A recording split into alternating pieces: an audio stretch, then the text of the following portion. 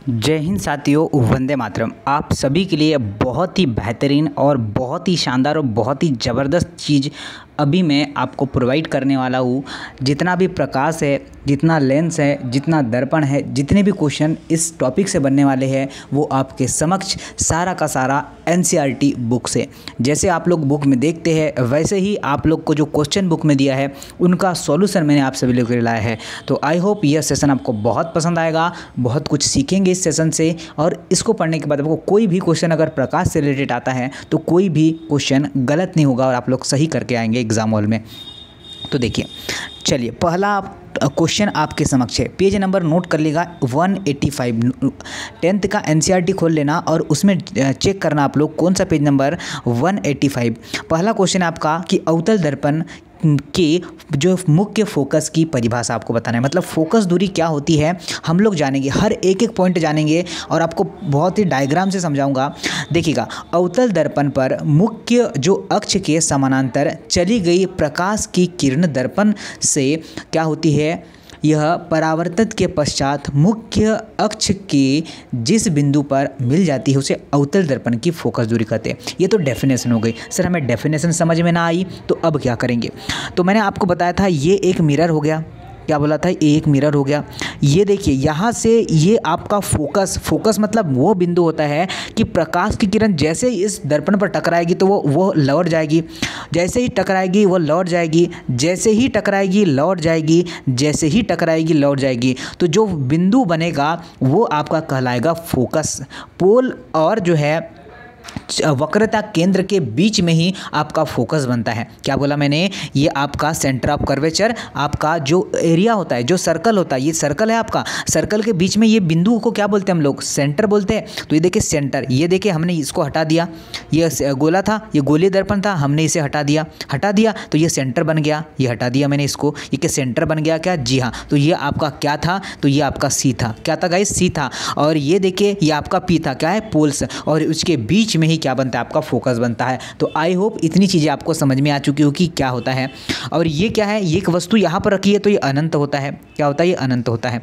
चलिए इतना समझ चुके। दूसरा क्वेश्चन है आपका, बोला है कि एक गोलीय दर्पण की वक्रता त्रिज्या कितनी सेंटीमीटर, 20 सेंटीमीटर है। मतलब इसने आर का मान आपको दे रखा है 20, कितना मान दे रखा है, आर का मान दे रखा है 20। आपको निकालना क्या है, यफ निकालना है। तो मैंने इसके बारे में बताया था आपको कि यफ बराबर होता है सर r/2। क्या बताया था, यफ बराबर बताया था r/2। मान किसका दिया है, आर का, आर का मान 20 है तो क्या यफ का मान 10 होगा क्या, मुझे बताइए क्या होगा, 10 सेंटीमीटर इसका राइट आंसर आएगा। हर बच्चा बना पाएगा, हर साथी बना पाएगा, ये ध्यान रखना है। न्यूमेरिकल्स भी आपको नीचे मिलेंगे। उस दर्पण का नाम बताइए जो प्रतिबिंब का सीधा तथा आवर्धित प्रतिबिंब बनाता है। तो जो आप सभी लोग देखिए, सीधा तथा आवर्धित जो है प्रतिबिंब बनाता है, ठीक है। ये अवतल नहीं होगा बच्चा, उत्तल दर्पण होगा। क्या होगा, उत्तल। सीधा हमेशा ही सीधा उत्तल दर्पण बनता है, ठीक है। आभासी और छोटा ये बनाता है आपका उत्तल दर्पण, ये आपको ध्यान रखना है। चलिए, वाहन में ध्यान रखना, जो हम लोग वाहन चलाते हैं तो उसमें जो साइड मिरर के दृश्य के रूप में उत्तल दर्पण का यूज़ करते हैं, ये आपको ध्यान रखना है। यह सदैव सीधा प्रतिबिंब बनाता है। उत्तल दर्पण हमेशा ही सीधा और वस्तु से छोटा प्रतिबिंब बनाता है। चलिए, नहीं तो आप लोग देखिएगा, अगर आप लोग साइड मिरर यहाँ पर लगाएंगे, क्या बोला बच्चा, अगर साइड मिरर हम लोग यहाँ से लगाएंगे और यहाँ पर आप बैठे हैं, अगर यहाँ से आप लोग देखेंगे तो आपको बड़ा बड़ा दिखेगा। कैसा दिखेगा सर जी, ये बड़ा बड़ा दिखेगा। तो बड़ा बड़ा नहीं दिखना चाहिए, आपको तो छोटा दिखना चाहिए और पूरा स्पष्ट दिखना चाहिए, ताकि हम लोग पीछे से क्या टकराए ना हमसे वो, ठीक है। समझ गए आप लोग, इतना तो समझ चुके हैं। नेक्स्ट पेज बनाते हैं। उस दर्पण की फोकस दूरी याद करें जिसकी वक्रता त्रिज्या कितनी दी है आपके पास, आपको 32 है। तो आपको पता है अगर फोकस ज्ञात करना है तो r/2 लिखते हैं, तो 32 का अपॉन जो होगा 16 होगा। क्या, ये बिल्कुल सर जी 16 आपका राइट आंसर है। क्या है, 16 आपका राइट आंसर है। मैं आपको फिर कहूँगा गाइस कि इसको पढ़ने के बाद आपका कोई भी क्वेश्चन गलत नहीं होगा और आपके सारे डाउट्स बिल्कुल क्लियर हो गए। देखिए बोला क्या क्या गया है, देखिए ध्यान दीजिएगा। बोला गया कि कोई अवतल दर्पण अपने सामने 10 सेंटीमीटर की दूरी पर किसी बिंब से 3 गुना आवर्धित, मतलब 3 गुना बड़ा जो है वास्तविक प्रतिबिंब बनाता है तो बोला है आपको प्रतिबिंब की दूरी ज्ञात करिए। क्या ज्ञात करना है? प्रतिबिंब की दूरी ज्ञात करना है। तो ये देखिए, ये मैंने आपके समक्ष रख दिया है। अवतल दर्पण की आवर्धन क्षमता -3 दे रखा है, ठीक है। 3 गुना मतलब -3 है। ये तो आपको पता है आवर्धन क्षमता बराबर -v/u होता है, -v/u होता है। तो देखिए ये सब कुछ है। तो देखिए यहाँ पर हमने क्या निकाला, u बराबर -10, और देखिए ये -10 यहाँ रखा और ये v रखा और -10 यहाँ रखा, तो ये माइनस माइनस गुना होकर प्लस बना लेंगे। तो 30 सेंटीमीटर क्या आपका प्रतिबिंब की दूरी आएगी। क्या प्रतिबिंब हमेशा ही हमेशा किधर बनता है साथियों? तो हमेशा ही हमेशा आपके लेफ्ट साइड ही बनेगा। मतलब यहाँ से 30 जो है सेंटीमीटर यहाँ पर बनेगा, 30 सेंटीमीटर यहाँ पर कहीं पर भी बन सकता है, कि आपको ध्यान रखना है, ठीक है। चलिए आगे आते हैं, नेक्स्ट क्वेश्चन देख लेते हैं क्या है। नेक्स्ट क्वेश्चन बोला गया है, चलिए ये छोड़िएगा, ये देखिए आपको बहुत ही सिंपल क्वेश्चन बोला है कि प्रकाश वायु से 1.50 आपका अपवर्तनांक की कांच की प्लेट में प्रवेश करता है। कांच के प्रकाश की चाल जितनी जो है निर्वात में प्रकाश की चाल आपको दे रखा है 3 × 10⁸, ये तो आप सभी को पता ही है।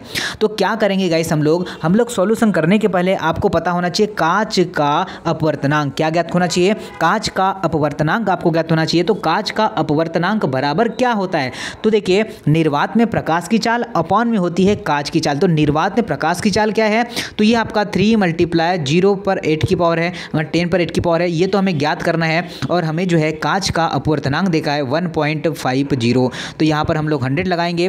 अब काटना है तो 3 से काटेंगे कितना, 5/, ठीक है, जो 550 बच जाएगा। इससे ये 2 बार कट जाएगा, मतलब इसका गुना हो जाएगा, 2 से 2 कट जाएगा। तो 10⁸ ही आपका राइट आंसर आना चाहिए, और श्योरली राइट आंसर यही आएगा।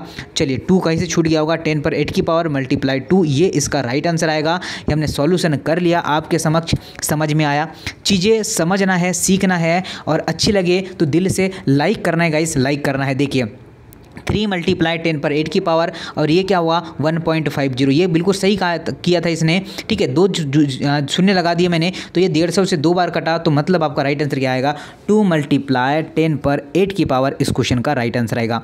वैसे ही देखिए इन्होंने दिया है कि एक सारणी दिया है, सारणी में देखिए अपवर्तनांक, वायु का अपवर्तनांक कितना दिया है, तो 1.003 होता है, बर्फ का 1.31 होता है, जल का 1.31 होता है, एल्कोहल का दिया है 1.36 होता है, केरोसिन का, बहुत सारी चीज़ें, हीरे का दिया है 2.42 होता है। आपको जो काफ़ी सारी चीज़ों को दिया है, हमें मोस्टली आपको याद रखना है किसका, ठीक है, 2-3 चीज़ों का, जल का याद कर लीजिए आप लोग, वायु का याद कर लीजिए और हीरे का याद कर लीजिए। 2-3 चीज़ें माइनर याद रखना है आप लोगों को। चलिए काफ़ी ज़्यादा नहीं भी याद रखेंगे तो बिल्कुल सही होगा। चलिए नेक्स्ट क्वेश्चन में आपसे बोला गया है कि फिर इसने दिया है ये वही वाली चीज़ें दिया है, द्रव्यमान दिया है और साथ में ही अपवर्तनांक, वही वाली चीज़ें हम लोग रिपीट कर लिए हैं। देखिए फिर आपको वही क्वेश्चन बोला है कि हीरे का अपवर्तनांक किसने दे रखा है, क्या दे रखा है, हीरे का अपवर्तनांक आपको दे रखा है 2.42, और इसने बोला गया है आपको कि आपको अभिप्राय क्या है, मतलब इसे ज्ञात करना है कि अभिप्राय में निर्वात में प्रकाश की चाल और हीरे में प्रकाश की चाल की तुलना में 2.42 क्या है, गुना अधिक है। तो हीरे का अपवर्तनांक दिया सर जी हमें 2.42, प्रकाश में निर्वात की चाल क्या होती है, तो जो होती है 2 होती है ना बच्चा, क्या होती है, निर्वात में प्रकाश की चाल आपको यहाँ पर होती है। चलिए अच्छा, मतलब डायरेक्टली इसने पूछा है, हमें सॉल्यूशन नहीं करना है, सॉल्यूशन भी कर सकते हैं 3 × 10⁸ रख कर जो है हम लोग गुना भी कर सकते हैं, पर डायरेक्टली हमें पूछा गया था तो उतना जो है डीपली नहीं जाना है हमें, ठीक है। डायरेक्टली हमारा आंसर है कि 2.42 मल्टीप्लाई हीरे में प्रकाश की चाल, या तो फिर ऐसे सॉल्व करिएगा, कैसे सॉल्व कर पाएंगे वो भी देख लेते हैं। 3 × 10⁸ अपॉन में ये ज्ञात करना है, और यहाँ पर हीरे का अपवर्तनांक 2 सेम ऐसे ही आपका सॉल्व होगा, ठीक है। चाहे ऐसे सॉल्व करिए चाहे वो डायरेक्टली आप ऐसे सॉल्व करिए, दोनों तरीके से आपका बिल्कुल करेक्ट हो जाएगा।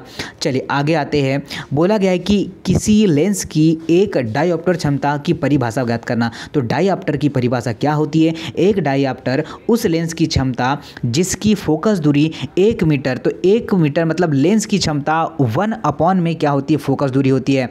तो ये आपको पढ़ा है, आपका लेंस बराबर 1/f होता है, मतलब क्या है, P बराबर आपका फोकस बराबर होगा आपका P 1/f होगा। ये ध्यान रखना, ये भी फॉर्मूले पर बेस्ड अभी क्वेश्चन आएंगे, जैसे कि F बराबर R/2 होता है, वैसे ही आपका P बराबर 1/f होता है, इस पर भी बेस्ड अभी क्वेश्चन आपको मिलने वाले हैं। चलिए आगे देखिए। उस उत्तल लेंस जिसकी सुई वास्तविक तथा उल्टी प्रतिबिंब उस लेंस से 50 सेंटीमीटर दूर बनाता है और उस सुई उत्तल लेंस के सामने रखा मतलब कह रखी है यदि उसका प्रतिबिंब वस्तु के साइज का बन रहा है। और देखिए जिस साइज़ का प्रतिबिंब है लेंस की क्षमता भी आपको ज्ञात करना है, लेंस की क्षमता भी आपको ज्ञात करना है। तो देखिए आपको क्या क्या दे रखा है, यहाँ पर सब कुछ लिखा है आपके सामने। प्रतिबिंब की लेंस से दूरी कितनी है, v का मान आपको 50 सेंटीमीटर दे रखा है। साथियों आवर्धन क्षमता कितनी दी है लेंस की, तो माइनस में लिखते हैं आवर्धन क्षमता को, तो -1 दिया है। अब क्या है आपको पता है v/u होता है किसकी, लेंस में। दर्पण का माइनस होता है साथियों, ये भी ध्यान रखना है। अगर दर्पण पूछे तो माइनस होता है, लेंस पूछे तो प्लस होता है, ये ध्यान रखिए। नहीं तो आप बोलेंगे इसके पहले सर जी आपने माइनस में लगाया था और अब आपने प्लस में लगाया है। तो प्लस क्यों, क्योंकि लेंस पूछा है। तो देखिए कैसे सॉल्व करेंगे, ये -1 अपॉन में 50 अपॉन में u होगा और ये जो है अपना मल्टीप्लाई मतलब माइनस में 50 आपको लेके जाएगा और ये लेके जाएगा आपका सेंटीमीटर में। और जब भी इसे हम लोग जो लेंस उत्तल लेंस में लेके जाएंगे तो ये उत्तल लेंस में हमेशा ही वस्तु पॉजिटिव में रखते हैं, तो इसलिए हमारा राइट आंसर क्या होगा 50 सेंटीमीटर होगा। क्या चीज़ों को समझ पाए होंगे गाइस, इतना इजीली आपको मैं सॉल्व करवा रहा हूँ। अब हमें ज्ञात क्या करना है, लेंस की जो लेंस सूत्र से हम लोग को मान ज्ञात करना है। लेंस सूत्र में क्या होता है, तो 1/f बराबर 1/v माइनस 1/u होता है। 1/f का जैसे का वैसे रखेंगे, 1/50 माइनस का 1/50 रखेंगे, ठीक है। तो ये माइनस माइनस तो प्लस लेके जाएगा, 50 एलसीएम आएगा, ये 2 आएगा मतलब 25 वो भी आपका माइनस का आएगा, ठीक है। सॉरी माइनस का नहीं प्लस का ही आएगा, f का मान क्या आएगा 25। ये सेंटीमीटर में अगर मीटर में कन्वर्ट करूँ तो 0.25 आएगा मीटर में। क्या साथियों समझ में आ चुका है क्या, इतना शानदार और इतना बेस्ट और कहाँ मिल सकता है भाई। समाधान स्टडी के अलावा आपको पूरा डीपली समझाया मैंने, कोई भी क्वेश्चन और हर अब वीडियो आपको ऐसा ही मिलेगा। और इस बार आप लोग एग्जाम डेफिनेटली करेक्ट करेंगे गाइस, बिल्कुल डेफिनेटली। अब इसमें और एक चीज़ आपको निकालने बोलता है कि लेंस की क्षमता अगर निकालने बोला है तो 1 फोकस होता है, तो 1 p का मान है 1/f आपको बताया था। तो f का मान आपको तो निकाल लिया है, कितना सर जी 0.25 और ऊपर अगर मैं 100 लिख दूं तो ये 4 आएगा क्या डायऑप्टर में आपका d बिल्कुल आएगा सर जी, बिल्कुल आएगा। ये हम लोग बिल्कुल निकालना सीख चुके हैं। आज के बाद ऐसा कभी नहीं होगा कि हम लोग इसे गलत कर पाएंगे, हम लोग बिल्कुल सही कर पाएंगे, बिल्कुल सही कर पाएंगे सर, और बिल्कुल सही कर पाएंगे। 2 मीटर फोकस दूरी वाले लेंस की क्षमता आपको ज्ञात करना है। तो ये और भी सिंपल क्वेश्चन है, ठीक है। क्या करेंगे, तो अवतल दर्पण की क्षमता, अवतल लेंस की क्षमता अपॉन में फोकस होता है, तो लेंस की क्षमता तो 1 अपॉन में क्या होगा 2 होगा, मतलब 0.5 होगा डायऑप्टर। क्या आप लोग समझ पाए क्या, 1/2 मतलब आधा होता है, 0.5 ही होता है। तो आपको नोट करना है और सभी बंधु कर पाया है। आगे देखिएगा, बोला गया है कि निम्न में से कौन सा पदार्थ लेंस बनाने के लिए क्या होता है प्रयुक्त नहीं किया जा सकता। तो देखिए ये आपके लिए न्यूमेरिकल्स मतलब ऑप्शंस वाले क्वेश्चन है। जल है, कांच है, मिट्टी है, तो नोट करेगा इसका राइट आंसर क्या होगा, वाटर होगा। क्या होगा, इसका आंसर क्या होगा, वाटर होगा। और सभी बच्चा वाटर नहीं होगा बच्चा, मिट्टी होगा, ठीक है ना। क्या होगा, मिट्टी होगा। चलिए सभी बंधु कर पाए क्या, मिट्टी इस क्वेश्चन का राइट आंसर है। आगे देखिए, बोला गया है कि फिर आपके लिए एक शानदार सा क्वेश्चन दिया है कि किसी बिंदु का जो है अवतल दर्पण पर बना प्रतिबिंब आभासी, सीधा और जो है साथ ही बड़ी से बड़ा वस्तु से स्थिति और वस्तु की स्थिति से जो है मतलब कहाँ होनी चाहिए। अच्छा ये बोला है फोकस जो है मुख्य फोकस तथा वक्रता के बीच, अवतल दर्पण या वक्रता केंद्र से परे, या फिर दर्पण और ध्रुव और फोकस दूरी के बीच में। तो ये होगा आपका क्या सर जी, दर्पण और जो है ध्रुव के बीच में। अभी चलिए कुछ चीज़ें आपको रिवाइज करवा देता हूँ। पहले तो मैं आपके लिए दर्पण बना दूँ, ये देखिए मैंने बना दिया दर्पण, ठीक है। ये मैंने आपको पहले भी समझाया है, फिर पुनः एक बार समझाता हूँ। ये देखिए ये मैंने यहाँ पर खींच लिया, ये सर जी P होता है, ये सर जी आपका C होता है सेंटर, ये सर जी आपका क्या होता है, ये होता है आपका फोकस। अब देखिए और ये आपका इन्फिनिटी अनंत होता है।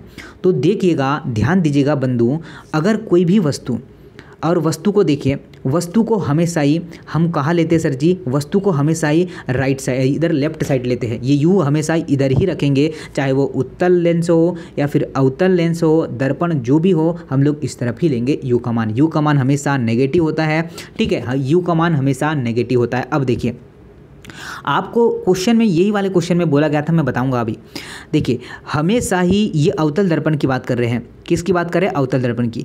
अवतल दर्पण की बात कर रहे हैं, हमेशा अवतल दर्पण का प्रतिबिंब 4 से 5 कंडीशन इसमें होती है। हमेशा वस्तु से क्या बनता है, वस्तु उल्टा बनता है और वास्तविक के साथ हमेशा उल्टा लगा होता है। क्या बोला, वास्तविक के साथ हमेशा ही उल्टा होता है। क्या होता है गाइस, उल्टा होता है। और आभासी के साथ हमेशा सीधा।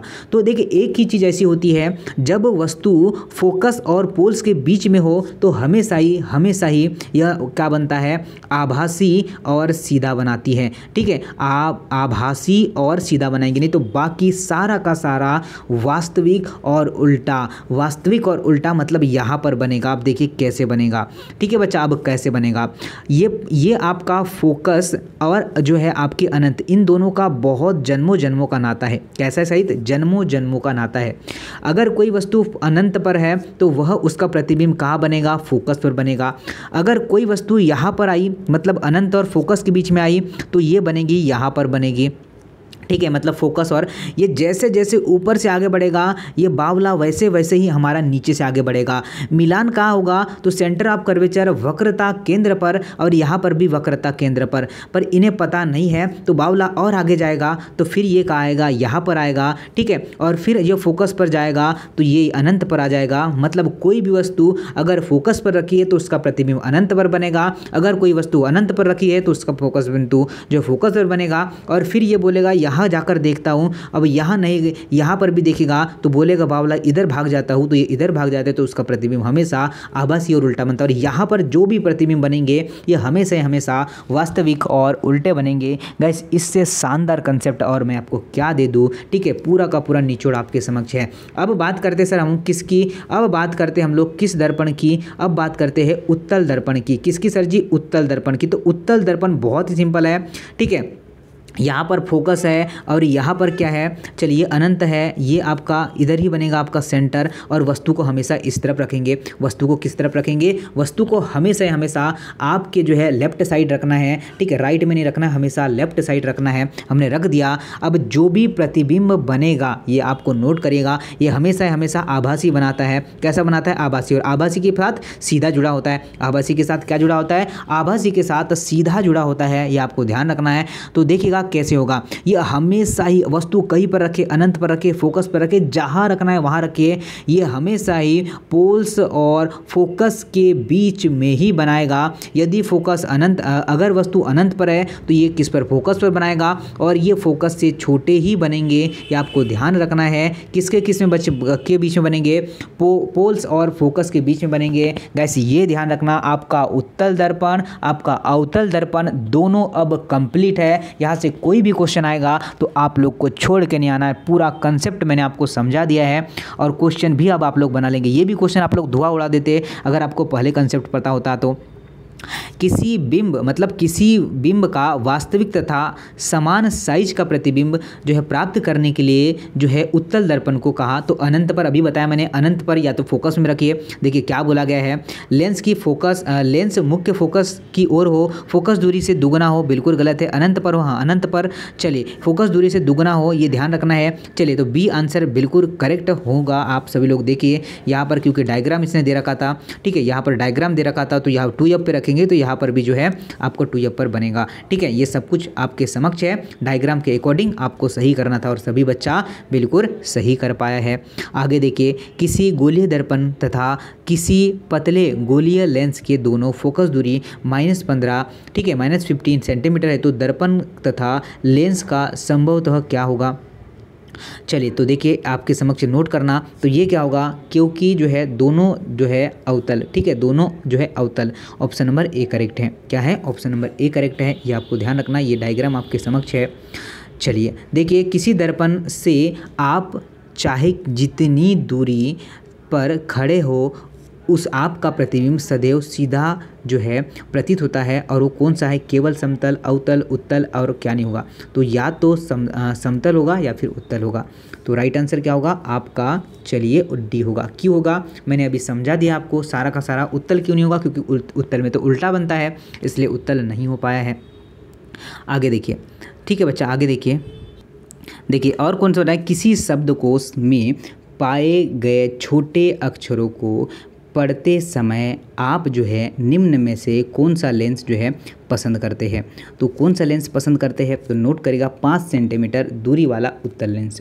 कौन सा, 5 सेंटीमीटर वाला उत्तल लेंस। तो राइट आंसर क्या होगा, सी होगा। ये सारे कंसेप्ट मैंने अभी बता रखा है, आप लोग पुनः एक बार देख लीजिएगा, पूरा आपको याद हो जाएगा।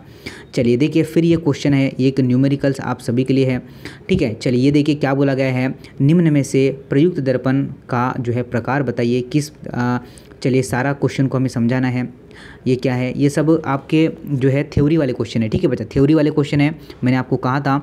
चलिए पेज नंबर उठा दीजिए, अभ्यास वाला क्वेश्चन आपसे पूछा गया है, ठीक है। जैसे कि जो है किसी वस्तु या किसी उत्तल लेंस का आधा भाग काला, मतलब आधा भाग देखिए काला का है, क्या करें, काला कर दे इसने आधा भाग, और क्या क्या कागज से ढक दिया जाए, क्या जो है इस लेंस या इस किसी बिंब का पूरा प्रतिबिंब बनाने या आपका पूरा जो प्रतिबिंब बना पाएगा वो अपने जो है उत्तर की प्रयोग द्वारा जांच कीजिए। और आपको बोला गया, देखिए इसने बोला है कि उत्तल लेंस के आधे भाग को 2 जो है सतह से ढका जा सकता है, जो निम्न है।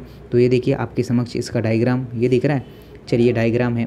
चलिए अब 1-2 न्यूमेरिकल्स देख लेते हैं, फिर आपका ये टॉपिक बिल्कुल समाप्त करेंगे। ये देखिए 1-2 न्यूमेरिकल।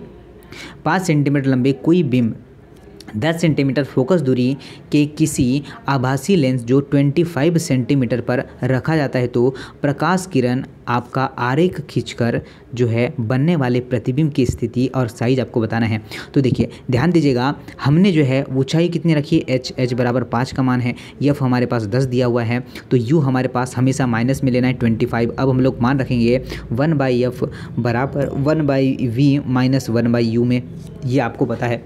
चलिए मान रख दें, क्या करेंगे इसमें मान रख देते हैं। चलिए और आपका मान रख देते हैं, तो 1/10 होगा बराबर होगा 1/v माइनस जो होगा 1/25 होगा। तो ये चीज़ें यहाँ पर आ जाएगी, मतलब प्लस हो जाएगी, ठीक है। ये माइनस है, तो ये माइनस लेके जाएगा अपने साथ, तो क्या होगा, तो 1/v बराबर 1/10 माइनस का हो जाएगा 1/25। तो एलसीएम लेंगे और जो भी कुछ लेंगे तो क्या बन जाएगा आप लोगों का, 15/3 बन जाएगा, और ये आएगा आपका 16.67। ये आपके समक्ष पूरा देखिए एक्सप्लेनेशन है, ठीक है। चलिए बल्कि ये पीडीएफ भी मैं आपको डाल दूंगा, ये पीडीएफ भी आपको टेलीग्राम ग्रुप में डाल दूंगा। चलिए आगे देखते हैं, ये सब कुछ है। फिर हमने क्या लिया है, आवर्धन क्षमता निकालने। तो आवर्धन क्षमता के 2 सूत्र होते हैं, m बराबर VI अपॉन आपका जो होगा मिरर का साइज अपॉन जो है प्रतिबिंब का साइज, जैसे V/U होते हैं, तो वही होगा 50/3 अपॉन में माइनस का 25, तो इसे हम लोग काट देंगे, तो माइनस 33.33 सेंटीमीटर में आपका राइट आंसर आ जाएगा। ओके सभी लोग बना पाए, चलिए सभी लोग बना पाए। वैसे ही नेक्स्ट क्वेश्चन फिर वही फॉर्मूले पर बेस्ड क्वेश्चन है। देखिए क्या बोला है कि 15 सेंटीमीटर दूरी का जो है कोई जो है दिया है अवतल लेंस किसी प्रतिबिंब का जो है प्रतिबिंब लेंस 10 सेंटीमीटर दूरी पर रखता है, तो बिंब लेंस से कितनी दूरी पर स्थित, मतलब वो किरण आएगी। सेम क्वेश्चन है, सेम सिमिलर है, वैसे ही बनाना है आपको। यू का मान भर निकालना है, यू का मान -30 आ जाएगा। तो ये देखिए पूरा टॉपिक आपका मैंने क्लियर कर दिया है, कैसे निकालना है। ये सारे न्यूमेरिकल्स आप सभी के लिए गाइस PDF में प्रोवाइड कर दूंगा, आप लोग इसे देख पाएंगे। चलिए ये सारा का सारा ये देखिए क्यों हम लोग देते हैं, देखिए समतल दर्पण द्वारा उत्पन्न आवर्धन क्षमता प्लस है, इसका अर्थ क्या है। जैसे कि ये प्लस है आवर्धन क्षमता, तो इसका अर्थ क्या है, तो प्लस चिन्ह इस बात को प्रतीत करता है कि प्रतिबिंब सीधा और आभासी हो। जब प्लस बनेगा तो ये क्या करेगा, ये पता चलेगा आपको कि ये आभासी है या फिर सीधा है, ये प्रतीत करता है। और हमें पता जो है क्या है, पता चलता है कि प्रतिबिंब का आकार जो है वस्तु के आकार से छोटा है। तो ये आपको ध्यान रखना है, जो को नोट करना है।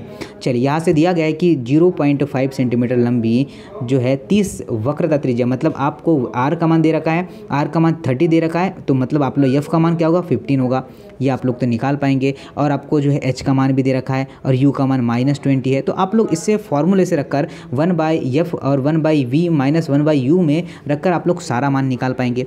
क्या सारा मान निकाल पाएंगे? ये देखिए ये सारा मान निकाल पाएंगे। चलिए कोई को दिक्कत है, कोई को दिक्कत नहीं है, ठीक है। ये सारा कुछ आपके न्यूमेरिकल सेम है, सिमिलर बनेंगे सारे जो है सिमिलर न्यूमेरिकल बनेंगे। तो आई होप आप लोग इसे ज़रूर से क्या करेंगे, सॉल्व करेंगे। ये जो सारा का सारा दर्पण, लेंस, ये सब कुछ मैंने आपको समझा दिया है। तो आई होप आपको पसंद आया होगा। अगर पसंद आए तो लाइक करना गाइस, और शेयर करना मत भूलिए। इस बार एग्ज़ाम है और एग्ज़ाम में सारा बच्चा सिलेक्ट होना चाहिए। क्या है, एग्ज़ाम है और सारा बच्चा इस बार सिलेक्ट होना चाहिए। तो चलिए आई होप मिलते हैं नए सेशन में, नेक्स्ट सीरीज में आपसे मुलाकात होगी। जय हिंद, नमस्ते, वंदे मातरम।